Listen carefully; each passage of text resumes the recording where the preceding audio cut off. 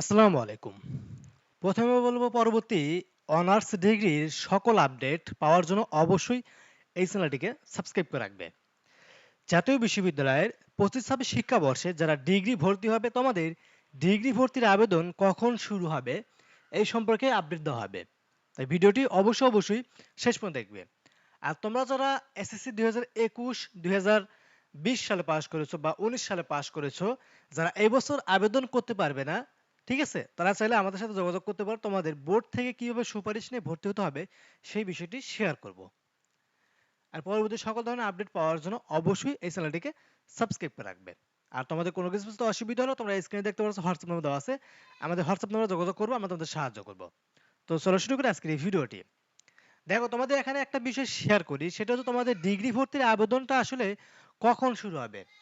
দেখো, তোমাদের এখানে রিলিজ স্লিপের যে আবেদনটা আছে অনার্সের, এই রিলিজ স্লিপের আবেদনটার তোমাদের রেজাল্ট পাবলিশ করা হয়েছে। এটার ভর্তি কার্যক্রম টোটাল কার্যক্রম চলবে আগামী 3 তারিখ পর্যন্ত। ঠিক আছে, সো 3 তারিখের পরপরই তোমাদের এই ডিগ্রি ভর্তির নোটিশটা প্রকাশ করা হবে।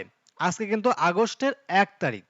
তো আর অল্প কিছুদিনের ভিতরে দেখা যাবে যে এই এক সপ্তাহের ভিতরে দেখা যাবে যে তোমাদের ডিগ্রি ভর্তির আবেদনের নোটিশটা প্রকাশ করে দিয়ে দিবে। ঠিক আছে, তো এখানে তোমাদের আবেদন করার ক্ষেত্রে তোমাদের যোগ্যতা কিরকম লাগবে। তোমাদের কিন্তু এখানে জিপিএর যোগ্যতা তো লাগবে না, এটা যারা পাস করবে তারাই মূলত আবেদন করতে পারবে। কিন্তু এখানে তোমাদের যারা এসএসসি 21 22 23 সালে পাস করবে তারা আবেদন করতে পারবে, আর এইচএসসি যারা 23 24 25 সালে পাস করবে তারা আবেদন করতে পারবে। অর্থাৎ এসএসসি 2019 সালে পাস, 18 সালে পাস বা 20 সালে পাস, তারা কিন্তু ডিগ্রিতে আবেদন করতে পারবে না। শুধুমাত্র 21 সালে পাস করলে আবেদন করতে পারবে, 22 সালে 23 সালে পাস করে আবেদন করতে পারবে এসএসসি। আর এইচএসসি মানে ইন্টারমিডিয়েট, যারা 23 সালে 24 সালে 25 সালে পাস করবে তারা আবেদন করতে পারবে। 22 20 21 কিন্তু আবেদন করতে পারবে না। আর এক্ষেত্রে তোমাদের জিপিএ এর ক্ষেত্রে তোমাদের জিপিএ লাগবে না।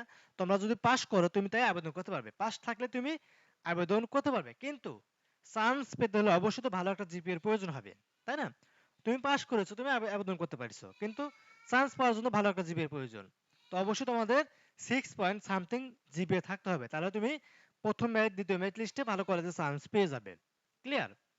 আর যারা 21 22 23 সালে পাস করেছে, 23 24 25 সালে যারা এইচএসসি পাস করেছে তারা আবেদন করতে পারবে। তাহলে 20 সালে 21 সালে 19 সালে যারা পাস করলো তারা আবেদন করতে পারবে না। তাদের তাহলে করণীয় কি? তাদের করণীয় একটাই, সেটা হলো জাতীয় বিশ্ববিদ্যালয় বোর্ড থেকে সুপারিশ নিয়ে ভর্তি হতে হবে। কিভাবে কি করতে হবে বিস্তারিত জানাবো আমাদের হোয়াটসঅ্যাপে, তাই হোয়াটসঅ্যাপে যোগাযোগ করবে। ঠিক আছে?